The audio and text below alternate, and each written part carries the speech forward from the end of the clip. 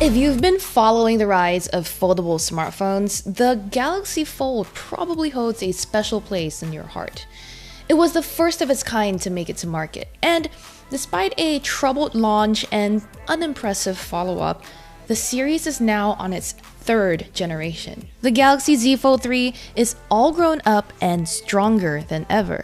It's had time to learn from the mistakes of its youth, and Samsung has devoted a ton of research into fortifying the foldable's screen, hinge, and overall build. This year, it's even added support for the S Pen, as well as water resistance and more optimized software. But despite all its growth, the Fold 3 is still undergoing an identity crisis.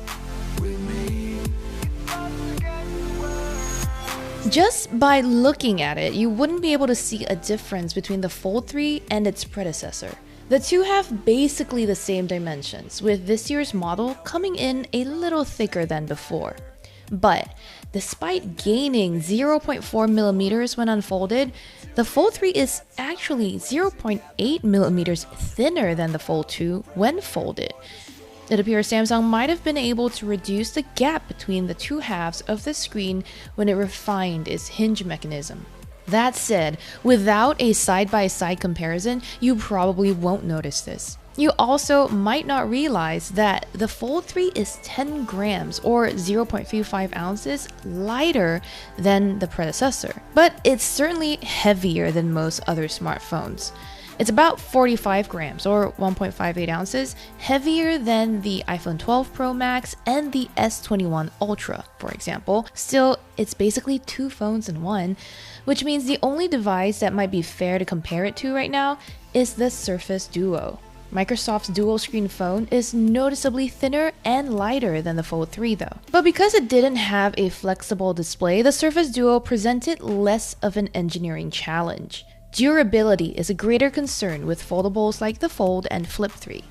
Samsung said it used stronger aluminum in the Fold's frame, streamlined its hinge, and redesigned the screen's layers to make the device sturdier. It also applied a new stretchable PET protector on the panel. Altogether, the company said the Fold 3's screen is 80% more durable than its predecessor. That's not something I can gauge without intentionally trying to damage the device. But its screen does feel more glass-like than the original, and the protector completely covers the display so you won't see the edges tempting you to peel it off. Some reviewers did note that bubbles started appearing under the Fold 2's screen protector after a few months, and since it hasn't been that long, I can't say yet if the Fold 3 will do the same. For now though, the Fold 3 has withstood being tossed around in a purse full of sharp and heavy objects, and it still looks pristine. It also survived some droplets of water after I set it down near the sink when I was washing my hands, thanks to its new IPX8 water resistance. When open, the Fold 3 is easy enough to hold with one hand, although I generally held it with both for easier typing. The Fold 3 also comes in silver, green, and a Tom Brown edition with red, white, and blue stripes. You'll have to spend $3,450 to get the latter in a limited edition bundle, though. Outside, the Fold 3 has a 6.2-inch 2268 by 832 display, which now refreshes at 120Hz. It also uses a dynamic AMOLED panel, which supports HDR10+ as opposed to last generation's Super AMOLED. The faster screen makes scrolling my never-ending inbox super smooth, and pictures on my Instagram feed look vibrant.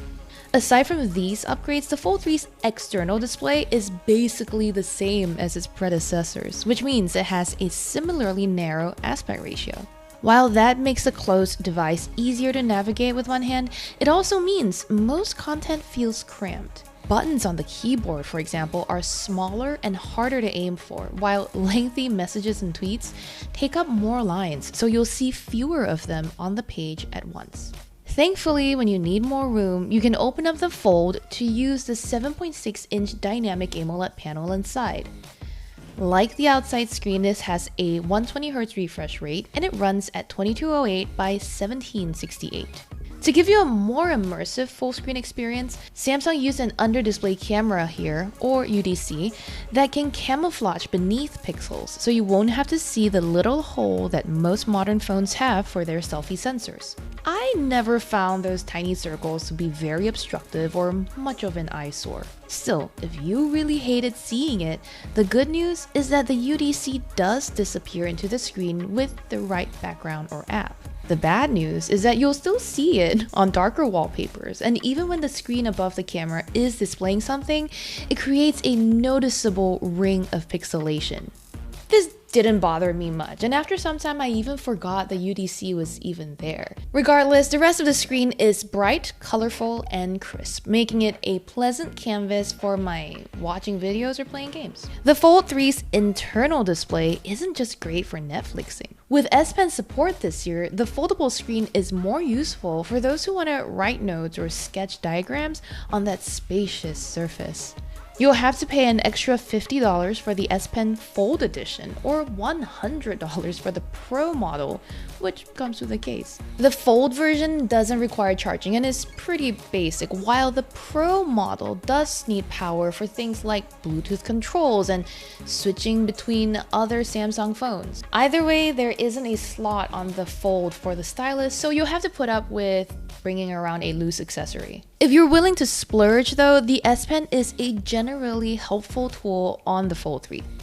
I mostly used it as a cursor to make navigating the larger screen easier, but it's also fluid and responsive when doodling on Samsung Notes. The company also offers an S Pen to text setting that lets you more easily edit text by marking dittos, arrows, or strokes directly on words. Drawing a line through some letters, for example, will erase them. Trying to type on the Fold 3's larger screen with my fingers is a huge pain, and the stylus came in handy, making swipe typing more accurate. I also loved scribbling into search bars and messaging apps to send queries and replies. Samsung's system is surprisingly adept at recognizing my awful handwriting. While I'm not sure it's worth the extra $50, I can appreciate the work Samsung had to do to make S Pen support a reality.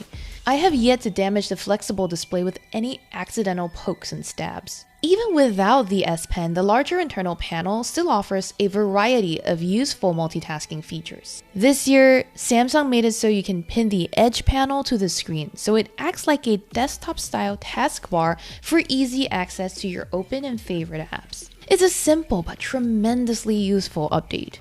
Now, instead of having to swipe in to pull up the edge panel and then drag an app out to open it in split screen, the icons are already there. It does take up a column of space though, which makes running two apps at once feel cramped, but thankfully it's easy enough to hide with a tap. It feels as if the floating panel has finally found its home on the Fold 3 since Samsung first launched it on the Galaxy Note Edge in 2014. What used to be a somewhat awkward, only slightly convenient feature is now an actually useful tool on the Fold 3, making it feel like a more capable multitasking device. Another thing Samsung did that improved the Fold's big screen experience is it added the option to make all apps expand to full screen. Through its experimental labs settings, the company lets you choose whether individual apps launch in 16:9, 4:3, or full screen. In the past, for example, Instagram would refuse to expand completely, resulting in an unsightly setup with the phone-sized app in the middle and blank space on either side. Now, you get to decide how much of the display these apps should take up.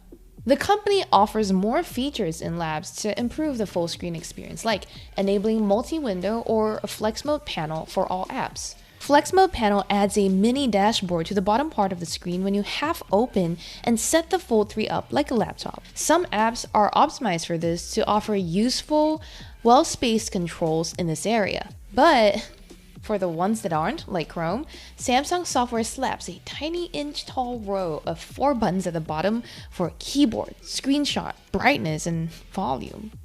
I could go on about the rest of Samsung's software, like, for example, how the app continuity feature doesn't always keep content in the same space when you go from the outside screen to opening it up to see the same thing on the bigger display, but that could go on forever. In general, it feels like Samsung is putting more and more effort into band-aid solutions when Google should really be working on optimizing Android for tablets. Like a person trying to do too many things, the Fold 3 is an overachiever. And the fact that it has 5 cameras on board almost feels excessive. There's a 10 megapixel selfie camera, the UDC, which is just 4 megapixels sharp, and a trio of 12 megapixel sensors on the rear, including regular, ultrawide, and telephoto lenses. Most of these cameras perform just as well as iPhone and Pixel flagships, delivering bright, colorful pictures in most situations. It did justice to rows of mouth-watering sushi, clearly rendering scallions and individual grains of rice. My nighttime shots of the USS Intrepid on the Hudson River also came out sharp and bright, although Google still has the edge in low light. Pictures of trees and buildings taken with the Pixel 5's night sight mode were clear enough that the leaves were distinct, while the Fold 3's photo of the same was muddy. That's a small gripe though. The Fold 3's rear cameras are otherwise comparable to their conventionally shaped counterparts. The selfie sensor also delivered pleasantly crisp, vibrant photos. My main complaint about photo or video quality would be with the UDC. You can clearly tell when you're using this to take selfies or chat with friends that it's a lower quality option.